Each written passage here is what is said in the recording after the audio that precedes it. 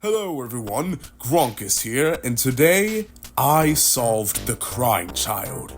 Now I know he's a hot topic with Hyperdroid's recent video claiming that his name is David, but I believe that it may be incorrect. And we already know who the crying child is, and his name. Before we get in, be sure to like and subscribe. There's some awesome stuff you do not want to miss out, I assure you. So, what is Crying Child with everything we know right now? Well, he first appears in FNAF 4.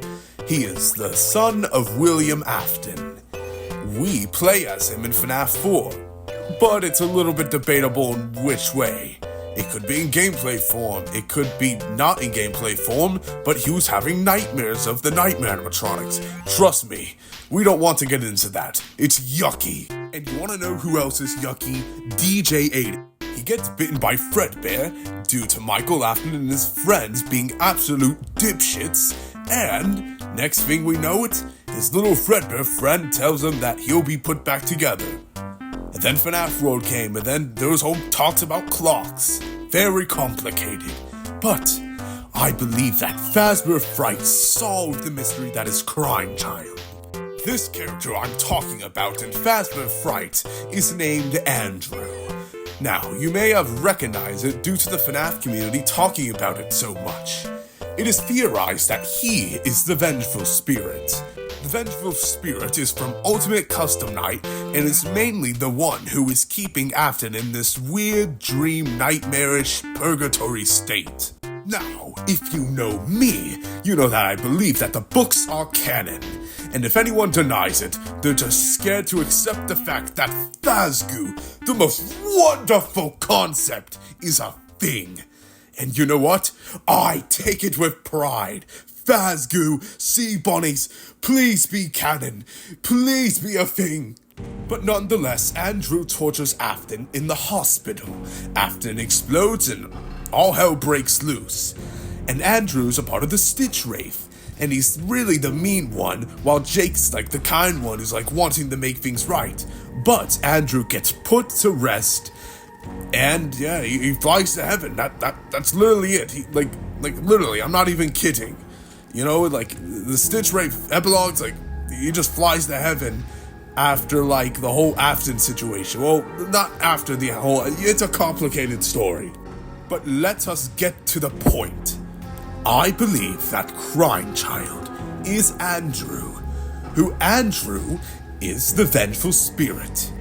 Now, you may be wondering, wow, that is so preposterous, Gronkus. What is wrong with you? And let me say, there is nothing wrong with me.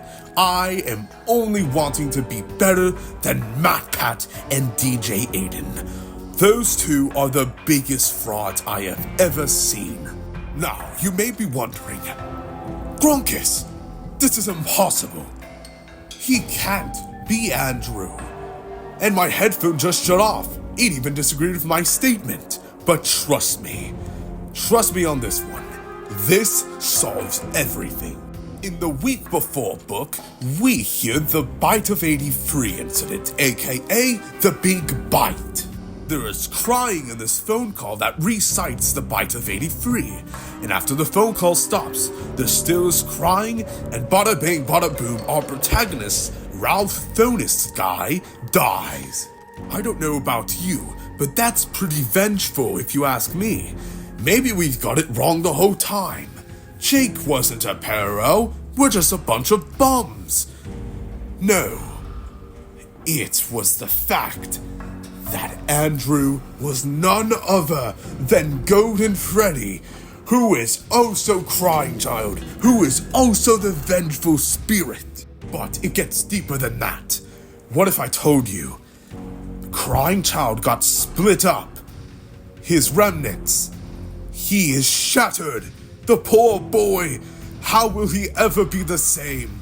I believe that he has a good side and the angry side. The good side is the scared one we see in Logbook and FNAF 3. The one where he's terrified and saying he's scared to Cassidy. And FNAF 3 is where we put all the good memories back together and give him the happiest day. But the Andrew remnants, the restless one, was angry and didn't want to let go.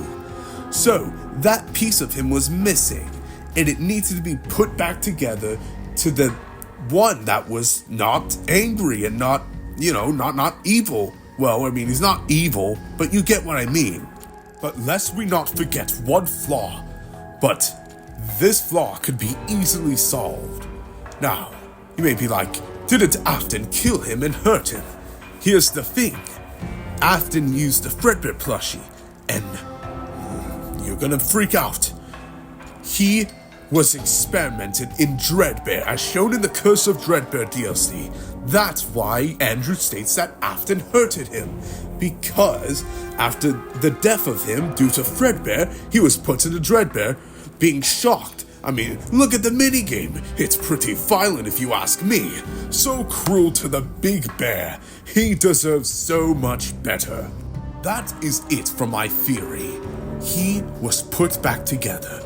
We are trying to put Andrew back together. Put the restless and the good together so he's whole. Now, you may be wondering, isn't this Shatter Victim? If you don't know what Shatter Victim is, honestly, you're kind of stupid. Get with the trend, old man. Shatter Victim is where his memories are split. His remnant is everywhere. Absolutely everywhere. Golden Freddy, Chica, Bonnie, Foxy, blah, blah, blah, blah, blah. Everywhere. Absolutely everywhere. And you have to put the pieces together to put them back together. It's awesome, isn't it? Now, that is all from the great Gronkis. Now, if you have a problem with this theory, I'm sorry, but it's probably true. I mean, why would you not accept that this is true? And also, you can't criticize me because it's a theory. It's wrong to criticize me. I mean, it's just out of bad faith. Now, if you like this theory, thank you. You may use this as a fact. You may use this as a basis.